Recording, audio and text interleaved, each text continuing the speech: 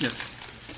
Okay, folks, let us call to order the December 18th, 2023 Charlottesville City Council meeting. Ms. Thomas, would you call the roll, please? Councilor Payne. Here. Councilor Pinkston. Here. Councilor Puryear. Here. Mayor Snook. Here. Vice Mayor Wade. Here. Okay, all present and accounted for. Is there a motion to approve or to amend the agenda? Are you still good with the plan? I think we're still good with the plan, yes. I move for approval. Second. Okay, the vote. Passes 5-0. We have a budget, we have an amendment or an agenda approved. The meeting will be divided into three main sections. First, we'll have a work session to hear and discuss presentations that do not require a council vote. It'll be followed by a closed meeting and then the City Council business meeting, which we will try to begin again about 6:30. Let's start off with budget presentations. Yes, sir.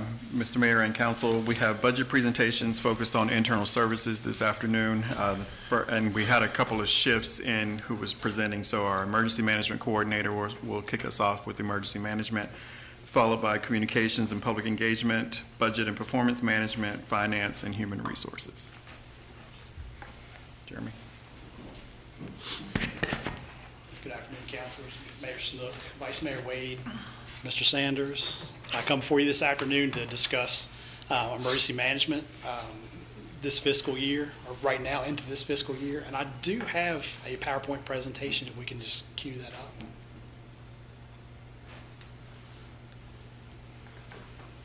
Let me see if this works.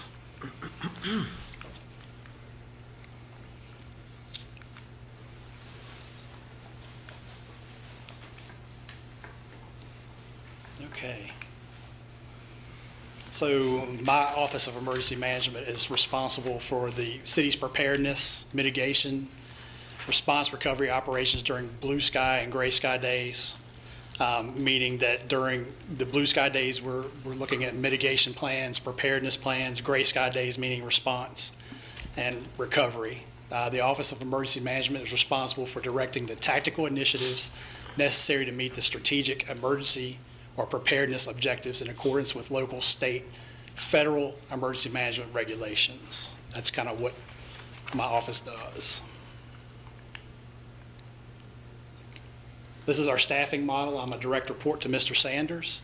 I have an employee, Brent Burnett. He is the city's physical security specialist. He's in charge of all of the threat assessments for the city buildings. And he's also gracious enough to help me with some emergency management projects as well. This is a snapshot of my budget. The image below shows this first year of our office. The exacted numbers that you see there. The top pie chart, which is hard to see, kind of shows where we're headed into 25. Most of that being personnel costs, contractual services, and then the remaining balance is office equipment. Current projects. So right now we're working on emergency sheltering. We're trying to firm up the city's current plan and make sure that we are ready to go in case we need to open an emergency shelter. Hopefully that's going to be completed by the second quarter. We're running a little ahead, but we still need to look at maybe some equipment purchases and some other things that will come out of the upcoming budget. Our emergency operations plan, we're working on the hazardous incidents annex. It's in development currently. We are working on an active threat plan, terrorism plan. That's running ahead of schedule. Brent is working on that. He's a subject matter expert in this area. He was a police officer in the Virginia Beach area for 29 years, so he has some expertise in this area.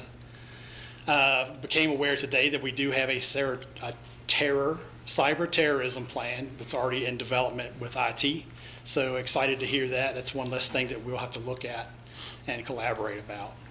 We also need to develop a plan on mass demonstration. I'm happy to say that we're doing an exercise, a tabletop exercise where CAT's involved.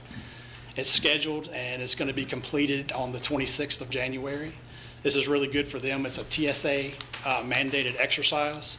and they've been working really hard to complete all the requirements for that. Super excited to have that over with. Again, current projects that are continued, still working in the EOP, in the support annex at this time. We need a disaster recovery plan that really spells out debris management, disaster assessment teams, SOPs, a financial recovery plan, and anything that FEMA requires for public assistance. All these things above need to be completed in order to really get public assistance from FEMA in case something happens and an emergency is declared. Working on a crisis communication plan and a citywide communication plan, working with the communications director. Hopefully have something in place shortly. Looking at incident management training for city staff. Incident management team training 305 is one of those that look at all hazards, and we can divvy up each emergency support function. We'll take a function during an emergency. I know that's a lot to say all at one time, and if you have other questions, just let me know. We are hoping to put together a full-scale exercise and develop that in the third quarter, built off of the CAT tabletop exercise. Building on an active shooter incident management training that we had from 10/23 of this year. We had an active shooter incident management course that was given in the region where all the emergency services were invited and completed.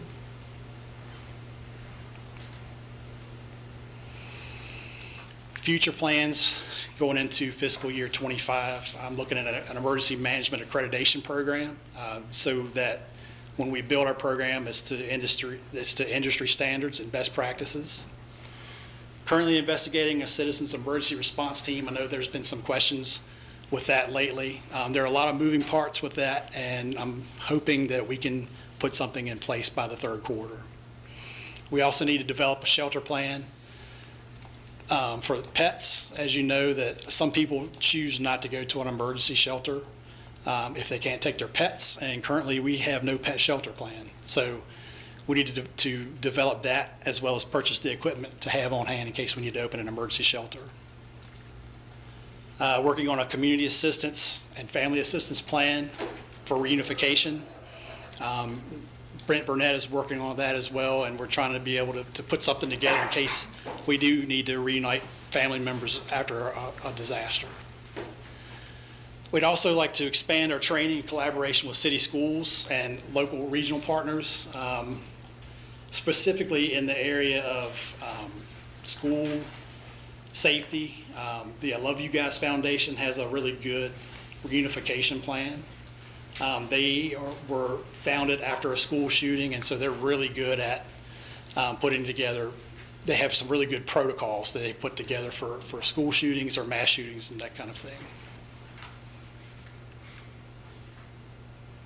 My challenges and needs, a designated EOC space. Currently, I'm bouncing between a couple places that I've identified that, depending on the incident, is where I go and where the incident management team goes. So that's a challenge for me. And basically, I'm going to need storage and truck and trailer to move these items between the EOC and disaster shelters. So as I buy equipment and need space to store these items, I need a way to get them from storage to an EOC or to a shelter. And everyone wants an additional full-time employee. I'd love to have someone for training, education, and planning. What is EOC? Emergency Operations Center. I know that's fast and a lot. So, Yeah, I did have one question. You mentioned CAT tabletop. Is that the transportation, or is that That's another correct. acronym? no, CAT is the Charlottesville Area Transit Right. and their tabletop exercise. They're mandated to have exercises every so often by the TSA, Transportation Security Administration. They're mandated by Homeland Security and TSA and all things, just because it's mass transit. Yeah. I know we use them like in emergencies to move out elderly and things Right. like that. And That's right. emergency, snow and things like that. So glad that collaboration is taking place. Absolutely. Can you remind me, sir, I think you were hired 6 months ago? So it's about a year now. Okay. Yeah, I came How over the from the time fire flies. department. It has flown quickly, so. And can you say a little bit about how things have gone? I mean, you feel like you're getting up ahead of steam and, Everything is going well. We've managed to write a lot of policy. okay, Our basic emergency operations plan is available. It kind of discusses on how we conduct emergency operations in our locality, but also those things that we were talking about, active threat. After a little while, we've had an opportunity to build out several different plans. So it just takes a while, when it's one person or someone who's helping, you have to do the research, you have to collaborate with some other partners out there to see what they're doing, and it's a lot of writing. Right. So, Yeah. But we've managed to accomplish a lot in the last year. good, good. Yeah. Excellent, thank you. Yeah, I think it's good. I think oftentimes governments are judged when emergency type of things come up. People really don't interact with government a lot of times until they need them. That's right. So I'm glad that we're prepared, so. Right. So I developed a strategic plan, and it's a 5-year plan. So it takes a while to get all these things in place. So I have that if anybody wants a copy, so. I would, yeah, I'd love to see that. And I guess we do a lot with the university, is that right? We do. We collaborate with the university as well. They have a really good emergency management department.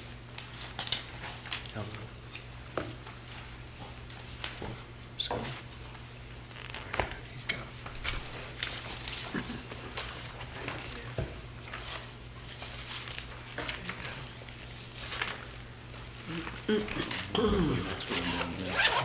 Oh, so do you take the extra one? Yeah, take it back. Give it to me. Oh, give it, okay. There you go. Great. All right. I know that's really fast. I know you're on a really tight I timeframe. appreciate that. I appreciate that. Try to get it out there for you really quickly. So, any other questions? Nope. All right. Thank you so much. Glad Have a things good are evening. moving along. Okay, next up. Communications. Hi. Hi. Mayor, Councilor, City Manager. I'm here to present from the Office of Communications and Public Engagement. So I'll start by introducing myself. Afton Schneider, the Director of Communications and Public Engagement, and I serve as the city government's primary spokesperson and the Public Information Officer. And then I will introduce my staff. So as I said, I'm the director. There's a deputy director under me, David, who is in charge mostly of multimedia and the TV stations.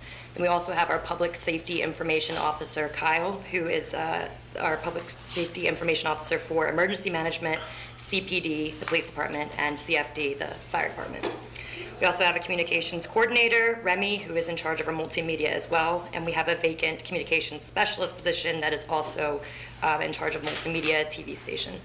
And then we have a public engagement coordinator, Caroline, who manages a lot of our events.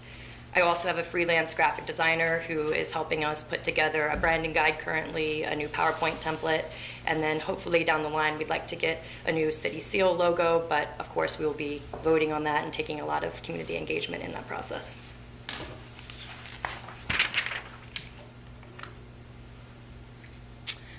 Next slide is the budget. As you can see, there's an increase from fiscal year 23 to fiscal year 24, and that is primarily due to personnel. We have 2 positions that were added for fiscal year 24, the Public Safety Information Officer who came to us from the Police Department, and a FOIA position which will move back to the Clerk of Council in fiscal year 25.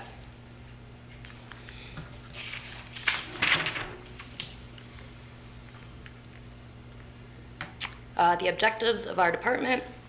So we are here to support and advance the city's strategic outcome areas outlined in the city's strategic plan framework, as well as the city manager's work plan. And we do this by managing media relations, community relations, press releases, public events, branding, graphic design, thought leadership, produced media for broadcast on radio and television, the city's website, social media platforms, print advertisements, public appearances, and public service announcements, as well as promoting the use of our public education and government PEG TV stations. And this provides a forum for the exchange of ideas relevant to the community. Our main goal is to provide transparency between the local government and our citizens. Our success factors can be measured by positive relationships with local media, a positive view of city government and leadership by community members, completing goals within the budget, satisfied internal clients, so our city departments, and public engagement with our community media center. And then our challenges, legacy reputation of the city under communicating or hiding information, rotating local journalists, it's really important to build relationships, understaffed for proper public relations house, doing more outreach, more community engagement, more events, changing the narrative, making Charlottesville and the government a place of choice, and limited physical space at our community media center. Questions? No? That was super fast. I was told to keep it quick. Yeah. How have you, how do you feel like that work is going in terms of changing the narrative and? Changing the narrative is a long-term goal, Yeah. and it takes a lot of, goes back to relationship building, so not only with journalists, which is a big piece, because, the media controls kind of what people think sometimes. So it's a long-term goal, and we're making baby steps to get there, and a lot of it is building relationships with not only journalists, but the community and everyone around. So if you had sort of your druthers, I mean, how many more people you have on your, how many more folks did you have on your staff, or what sort of things would you be doing that you're not able to do now? I would like to do more community forums, events, town halls. I think it's important, and not only when you need something like the budget to be weighed in on or something specific, but it's nice to just get out there, show your face, who we are, what can we do for you, what are your needs? Right. Let's listen to your concerns. And I think a lot of times, because city government's always putting out fires, it's hard to make the time for those things. And have you all been able to make some changes in terms of like press releases? And I know I've seen some of those things. Could you describe a little more of the changes that you've made with Yeah, sure. that kind of thing? So we just started using Constant Contact, which is it's a software that allows you to put out newsletters. It allows you to make different contact lists so that you can specify different people that you want to reach with specific information. We've been using targeted Facebook ads, so putting some money behind targeting different demographics within Charlottesville and then the surrounding areas. So I think those are two of the main things we've done thus far. Okay, thank you. One more thing also, we have our city manager community budget forum that I'm working with Chrissy and finance on that, and we're doing that a little bit differently this year with some community engagement included, so. So when you have something that would be like a, I don't know, maybe not an emergency, but like, well, just say what happened with the lobby downstairs or something that's, with like at Market Street Park, the events there. Right. So we have something that comes out on the website, I guess? Yep, a news flash would be posted to Okay. our website, and then also in severe cases, I'll reach out to the journalists myself and let them know so we can get coverage on it. Got it. Okay. Very interesting. And are you working with IT folks on the website? Yes, so we're Branding. completely redoing our website, refresh, I guess we should call it. I shouldn't say completely redoing. We're doing a refresh, so we're having a completely different color scheme. We're updating pictures, we're updating format, making it more user-friendly, and I'm working with IT on that currently. Got it. Thank you. Just quickly, right before I came here, I was attended the Visitors Bureau, Charlottesville Albemarle Visitors Bureau board meeting, and they're anticipating a lot of increased visitors because of being voted the #1 wine region in the world. And they just did a really in-depth study before the designation came out about why people visit this area and things. And a big part of it is word of mouth, and some of the issues that happened in the past came up, of course. And if you're not communicating with them, I think it would be good so that the messaging and things that go out doesn't have to be the same or collaborate, at least to be on the same page, because it's important. Yeah, I actually attended one of their committee meetings last month, and I was part of their focus group, so I'm definitely coordinating with them. We have some good ideas coming up. Good, thank you so much. Yeah, thank you. Anything else? Thank you for your time. Can I Thank ask you. one last thing? If you had to say like a couple, and this is sort of putting you on the spot, but if there were a couple of things that you've been with us for 6 months, a year, About 4 months. 4 months. I don't know, a couple of things that you've just found really odd that you feel like really need to, or we'll just put it this way, opportunities, some real opportunities that you mentioned some of those things in terms of our narrative, but are there things that you're like, wow, I'm surprised they're not doing X, Y, and Z, and I really think they should be doing A, B, and C? I mean, are there, I think more proactive outreach from the communications team, from everyone, but utilizing the communications team for some proactive outreach. And we're looking at starting up a newsletter that will go to the community. And Okay. I think, these little things really add up, and Yeah. people feel like you're trying to get the information to them instead of withholding the information. got it. Thank you. Yeah, thank you. Thank you. And next up, Chrissy. Oh, the lady with the money. Yeah, this time you guys are looking at me, not me looking at you. And you didn't go last. How about that? So, good afternoon. I also have a PowerPoint.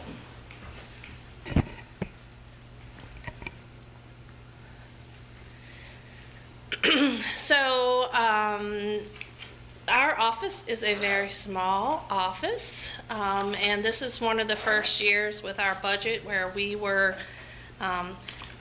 given our wings to not be under the umbrella of the city manager, but instead to be our own office with our own budget.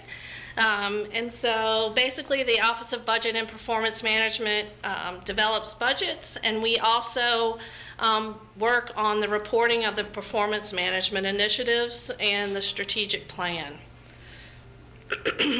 As I mentioned, our office is very small. It's myself, Brian Ray, who is our systems and performance analyst, Emma McMahon, who is also here with me today as a budget analyst, and we have one vacant position. I'll also offer that, as I've said many times, the budget takes a village, and I'm very fortunate that I get a lot of support from a lot of other places. Our constitutional officers are a big part of my team in terms of revenue. We have a budget team, which includes all the deputy city managers, and then, of course, all of the lead team members and budget managers in the departments. So although we are a small staff, it is a city effort to get the budget done, as well as the help from you all. So as I mentioned, this year is the first year we've had our separate budget. In previous years, we've been under the umbrella of the city manager. At this point, personnel makes up the biggest part of our budget. And then for the other expenses, the second in line is, if believe it or not, the printing of the budget books is one of the biggest expenses that we have. I wonder why. And they will be delivered to you on the night of the budget this year. No more of we will give you the paper as well as the online version. So what are our core services? As I mentioned, we work to develop the annual budget as well as the capital improvement plan. I also, from my days in finance, brought the debt portfolio with me to budget, and so I manage that as well. We provide forecasts for revenues and expenditures and track those performances. We work on policy issues related to the budget, city finances, organizational performance, as well as quality initiatives. We also, as I mentioned, we coordinate and report the performance measurement data. We will be working to build that back out. In the past, for some of you that have been around for a while, you know that we use ClearPoint to report out our strategic plan. And Brian is actually working on some stuff, and we'll be using OpenGov for that going forward. So excited to be working on that with new deputy city manager when they get here. And then in addition, our office works as a liaison basically between management, departments, and outside agencies. Some important benchmarks that you know about. One, I'll just take an opportunity to say that the City Budget Office has received the Distinguished Budget Presentation Award for many years now. I think we're up to 24 years, if I got my count correct. According to the city charter and state law, the council must adopt a budget every year prior to April 15th, and the city manager is required to submit a proposed budget to council at least 30 days prior to that. So generally, that's that first meeting in March when we are presenting the budget. As part of that process, we host 6 work sessions, 2 community forums, 5 council presentations, weekly budget meetings, departmental budget presentations, and monthly revenue team meetings.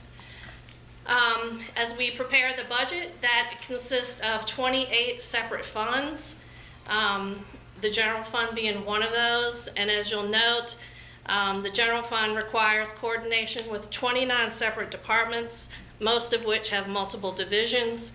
That requires more than 90 proposals that are reviewed. And we are a liaison to more than 75 outside agencies, including Charlottesville City Schools and Albemarle County. So for the upcoming year, because we are now a separate office, we'll be working on our own mission and vision. We also will be working to recruit the 4th position, which we have sort of suspended right now until we get through the budget process. We also, because we have not been fully staffed with 4 members of our office, will be working to better build out and define what those staff roles might look like. Again, the budget process is a continuous process. We are always looking for transparency improvements. As you know, the Budget Explorer, which Brian developed in-house, the online operating of CIP budget books. There's access to historical budget information, and as well as work session information. And I'll just say that looking around with some of our colleagues around the state, we are extremely transparent with our budget information, so I'm proud of that. And with that, I'll take any questions.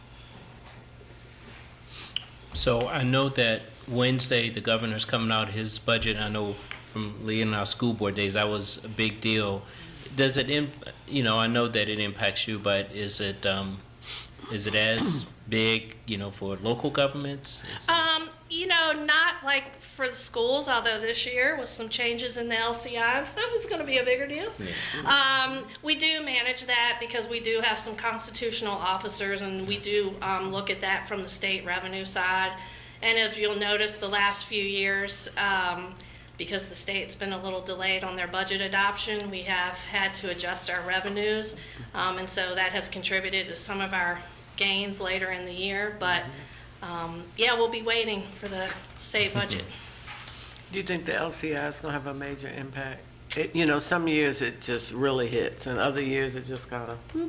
This is going to be a big one, huh, Chris? It changed dramatically. Yeah, Chris says. For us and the county, actually. Okay. Mm-hmm. But I don't know what those dollars equate to yet. So. I know. Can you remind me, Ms. Hamill, so you were originally, your department was originally in the city managers.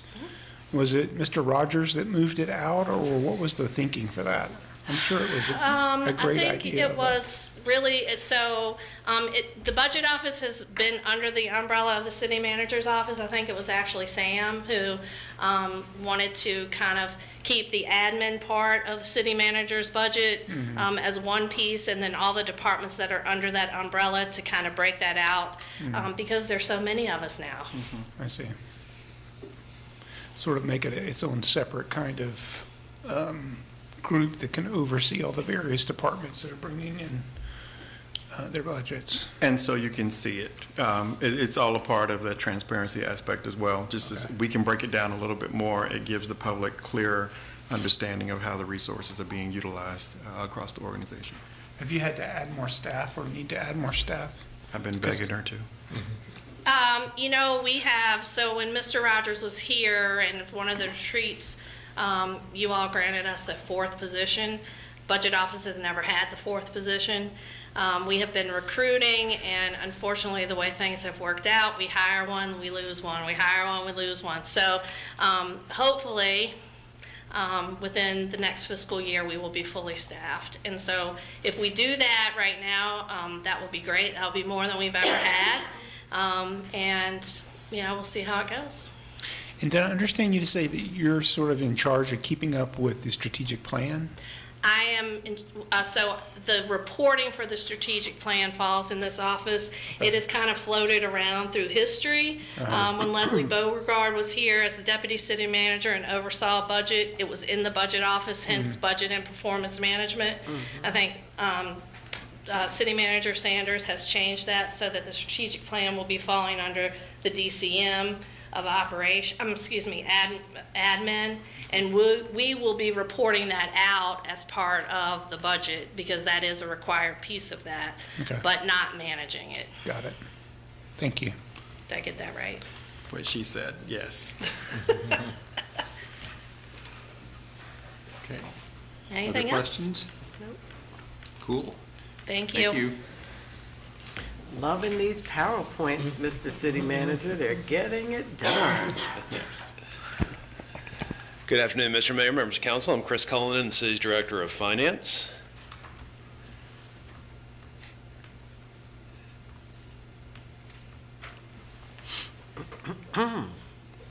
So the Department of Finance is comprised of 5 divisions: administration, procurement and warehouse, real estate assessment, risk management, and utility billing office. And you can see some of the various tasks that those divisions are responsible for within the finance department. We have a total of 42 budgeted positions, 39 of which are currently filled and 3 are vacant. And you can see down below there sort of the relative size of each of the divisions and where those vacancies currently are. I will note, you see the dotted line there with my position, as well as I have the real estate assessor, just as a reminder that those positions are appointed by you all, by council. I report to you all through the city manager, and the real estate assessor is supervised by myself. And so, finance is a very transactional department, as you might expect. What I've put up here are some of our service levels for some of those transactions that we do on a daily basis to give you some idea of sort of the variety of those, but also just the magnitude as well. We pay all city employees every 2 weeks. That's roughly about 1,400 employee checks, as well as retiree checks once a month out of the pension plan. Accounts payable, about 100,000 transactions annually. The assessor's office assesses 15,000 parcels throughout the city. The utility billing office handles all the customer inquiries and bills for water, wastewater, and gas. Procurement manages about 2,000 procurements a year with about average of about $75 million per year of spend. And then finally, our risk management team recovers an average of about $187,000 of damages per year and handles about 225 incident reports each year. And so the budget for the whole department, based on the current year, is about $9.3 million. And you see in that pie chart on the top there, it gives you some idea of where those monies go. Salaries and benefits is the single biggest piece of that, followed by all the city's insurance policies are budgeted within our department, within risk management. The second largest, and then you have the other miscellaneous expenses and fixed costs as well. One of the other unique things is that we're funded by 3 different funds. The general fund supports the administration, real estate assessment, and procurement divisions. Utility funds fund the utility billing office, and then risk management and warehouse, what we call internal service funds. And again, you can see the pie chart there in the lower right corner there, kind of giving you some relative idea of how much those are and where those funds come from. And so coming up for the upcoming budget, FY25, as you've heard from many of my colleagues, we too are also facing a lot of inflationary and contractual cost increases for service contracts. Some of the consulting contracts that we utilize every year are auditor contracts, some of those sorts of things. We're seeing those increases. In terms of new requests, we're requesting upgrading an existing administrative assistant position to a management analyst position, recognizing that this position is becoming much more analytical in nature than perhaps just an administrative assistant position. And then also in our utility billing office, creating a customer service supervisor position The utility billing manager manages the entire department, so he has a fairly broad scope of span of control, and so this will help minimize that a little bit, make things a little more manageable, also create an extra layer of customer service support for more elevated issues that might need some additional attention. Challenges are personnel related, keeping and retaining the qualified folks that we have today by providing competitive salary and benefits. And then when we do have vacancies, finding qualified candidates to fill, especially our technical positions, things like accounting, procurement, assessment. Those are very highly sought after skills. And there aren't a lot of folks around here who have those. And so when we have a vacancy, we really find ourselves challenged to find folks who can just easily slot into those positions.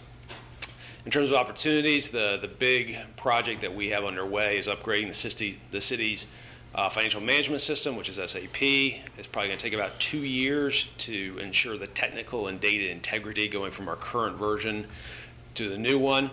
For our users throughout the city, all of our city departments, it'll provide an improved, easier user experience. I'll be the first to tell you, it's not terribly intuitive. It takes a little bit of practice and understanding where to find things. The new version of it will facilitate that, make that a little bit easier. It's going to involve a number of city departments and personnel, and the total cost will probably be in the $6 to $7 million range.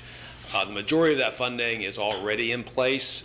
Departments, when they pay IT for their services each year, there's a little piece of that's been set aside for a number of years to ultimately build up a pot of money to enable us to do something like this, either some technical upgrades or a major upgrade like we're getting ready to do. And we've also had some year-end funds that we've used to supplement that as well. And so we're going to get that started here at the beginning of the year. And that concludes my presentation. Questions, council? Are you planning, Mr. Cullen, to stick with the same software vendor? We are. We're going to move to SAP S4 HANA, which is what they call the next version of that. Is that kind of the industry standard? It's the largest ERP system in the world. And so it's used extensively in the private sector. It's being used more in the public sector every year. They have a dedicated public sector team. And so we're going to be working with them. And fortunately, we also have in-house staff, both on the business side in terms of the user, the data, those sorts of things, as well as the technical side in our IT department. We have SAP specialists in-house. We're also going to be utilizing the services of a consultant to help us with that as well. Great. Any other questions? Thank you. Thank you.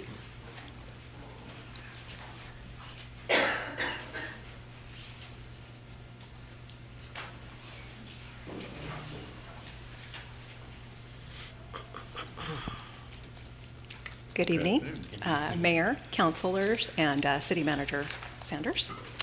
I am Mary Ann Hardy, the HR Director for the city here. Let's get this presentation started, and I will be doing a council briefing on human resources. I'm very delighted to be able to share with you. Oops, we went a little bit too fast. I'm so excited I went a little too fast. Let's go back one slide. Okay, so this slide, as you can see, is all about our core focus in HR, which is shifted to employee and labor relations. The labor relations aspect, meaning with the newly organized union work environment. So you can see all the different areas that we focus on, but all of the positions in HR have been reorganized to have an employee and labor relations focus. All HR team members provide several areas of HR support in their work, regardless of their position title. About our department, I just want to take a moment and express that I have very, very capable, talented, dedicated, hardworking staff. This is the best HR team from the 3 cities that I've ever had the pleasure to be able to work with. They are hardworking, willing to change, adapt, grow, and they're very resilient. So I'm very, very proud of the work that they do and appreciate and have deep appreciation for all that they're doing. We have a total of 13 full-time FTEs. We started a reorg in August of 2021, and I appreciate the city manager and council support in us getting additional staffing that we've had since I've started here for the last year and a half, which has been really critical with some of the transformational projects that I will talk a little bit about. We have focused on process and procedures, compliance and best practices, focused on cross-training and staff development to best provide support in our newly organized environment, as well as to address a lot of the challenges that we've just been facing as we see with personnel, the day-to-day personnel matters. This is an org chart of our department. We have, as I mentioned, 13 FTEs. There was a need in transit. You will see to the far left of the screen, there is a senior HR consultant in transit, Sarah Dawkins. That position was transferred from the Public Works Department with the support of the city manager, the interim Deputy City Manager of Operations, Stephen Hicks, and our transit director, and is actually paid for by transit, but reports to me. So you can see with the structure, all the positions that report to me, and then we have a Deputy Director of HR, Jamie Valencia, and all the positions as well that report to her. So we have benefits, we have leave administration, and then of course, collective bargaining. We have our Labor Relations Manager, Jimmy Morani, who leads some of the collective bargaining. Service levels. HR provides internal service for almost 1,000 FTEs. We also serve the library as their fiscal agent, and so we provide support as well in HR for the library. We have our own retirement system and manage 600 plus retirees on our own health insurance, which is self-insured, a plan that we manage as well. We coordinate collective bargaining, negotiations, and employee and labor relations support for 3 separate current bargaining units, transit, fire, and police. So major projects that we have. Just this little thing, the classification and compensation plan for the general unaffiliated employees. We have collective bargaining negotiations for 3 contracts that have been underway. We have a human resources management system that we're implementing through SAP SuccessFactors, the training and implementation of the 2 modules, which is performance management, the evaluation system, expected to launch at the beginning of the year. And then the learning management system, which is our library and training, and that will be the first quarter of this coming year.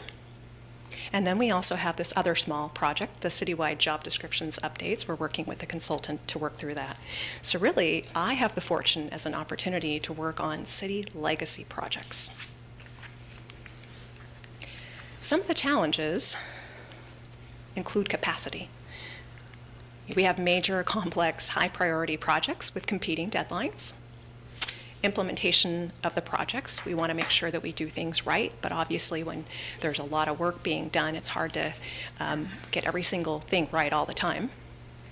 Organizational change management with new processes, practices, and priorities, about the people, how they're going to react, and how best to implement. We have labor market challenges, which I know other directors have mentioned. That impacts our recruitment, hiring, and retention. I was at a conference and it was quite sad to hear that they were saying, expect that the labor market is going to continue to be this challenging for the rest of your careers. Also, the time to train. So development, of course, of staff as we've shifted and changed the core requirements of the jobs. We've been doing cross-training on employee and labor relations to support the organization. And then, of course, we can't forget organizational training, the needs of the other departments and some core trainings that we haven't had in place, like supervisor training and things like that that we've been implementing. Budget requests. So we actually have about a $1.49 million budget, and the majority of our budget is comprised of personnel, salary and benefits as well. And so we are requesting with collective bargaining 1 full-time senior HR analyst position. Of course, this is to provide support for the current contracts as well as for the upcoming anticipated, potential of the 3 contracts that may come in the future in the next 3 years. And of course, if we don't fill for this position, we are going to be doing more training. We would underfill for an HR analyst. So I think my presentation was quickest. Any questions? Thank you. Welcome. Questions, anybody? I have one. You indicated in the beginning of your presentation that all of your staff works on different things. So is that so that although you may have the title of specialist, you're also maybe a generalist, so that if I'm not there, Michael could step in, so that you're constantly responding to the needs of the employees and/or departments as they may have questions or various things come up? Is that close to what you were trying to get across? You're spot on. That is the whole intent. It's really to have generalists across the board. So before I came in, we were more specialized, where we had one position dedicated to training and organizational development. And, if the organization were twice as large and had the staffing, we may reconsider that. But really, because we have shifted our focus to really labor relations, we want to make sure that that's our core, with investigations, grievances, complaints, handling concerns, those kind of things, which are the core, engaging with employees and providing support to the organization in that way. So every position does a number of different things. It might be class and comp, it might be recruitment, so there's backup too, exactly, for organizational support. Okay, thank you. You're welcome. Anything else, council? Thank you very Thank you much, very Council. much. And if I could, in closing, because I know we are rushing through to get to deliberations on some additional things, just for the public's benefit, I've pretty much shared this with council, but I'd just like to speak to the idea that this group that just presented, being very focused on internal services, including emergency management, while law enforcement is still today internally focused at this moment. Not law enforcement, emergency management, public safety. What you heard was that each one of these particular offices are really, really embracing a variety of significant things within the operations of the organization. Chris is working to migrate us to a system that's going to cost us $6 to $7 million to implement and hopefully make us more efficient, more productive. So it's a big, big deal, and we're even having to figure out how to make that happen with getting a person in place just to get us through that transition. And then you heard from Afton and Jeremy just talking about improving some of what we have been doing, strengthening those things to make them better. I refer to Mary Ann's effort as modernizing human resources for the city of Charlottesville. That's the way I feel about it. There's a lot to be done there. And even though you're the part of the update that you heard from Chrissy about strategic planning, she will still play a critical role in strategic planning, from the connection of the budget to the strategic plan. And while the deputy will be in charge of really pushing that forward across the organization and gaining that support and collaboration, she'll be critically involved in what we produce and generate to keep you up to date on how well we're progressing. So it's a lot of what just quickly we ran through. There's a whole lot more. We could have taken a full 3 hours to really go deeper into all of this, but there'll be much, much more information to come. Great. Thank you. Thank you. Thank you all. Thank you. So that concludes our agenda for the 4 o'clock meeting, and we need to go into a closed session. Is there a motion to go into closed session? Yeah, I have a very long motion to read to go into closed session. Take a deep breath. Go. Okay, get my Fanta here. Pursuant to Section 2.2-3712 of the Code of Virginia, I move that City Council close this open meeting and convene a closed meeting for the following purposes. 1, as authorized by the Code of Virginia, Section 2.2-3711A8, for consultation with the city attorney regarding legal matters requiring the provision of legal advice, specifically legal matters related to the proposed development code. And 2, as authorized by Code of Virginia, Section 2.2-3711A1, for the discussion and consideration of prospective candidates for appointment to the following boards, commissions, and committees: Board of Architectural Review, Charlottesville Affordable Housing Fund Committee, Charlottesville Albemarle Convention and Visitors Bureau Board, Community Development Block Grant Task Force, Historic Resources Committee, Housing Advisory Committee, Human Rights Commission, Personnel Appeals Board, Sister Cities Commission, and Social Services Advisory Board. Okay, that's the motion. Is there a second? Second. Any discussion? Please vote. Okay, we are now going to be in closed session. We will return by about 6:30. If there's anybody watching on Zoom who wants to rejoin us at 6:30, it will be a different link. See you all in an hour and a half, hour and 40 minutes.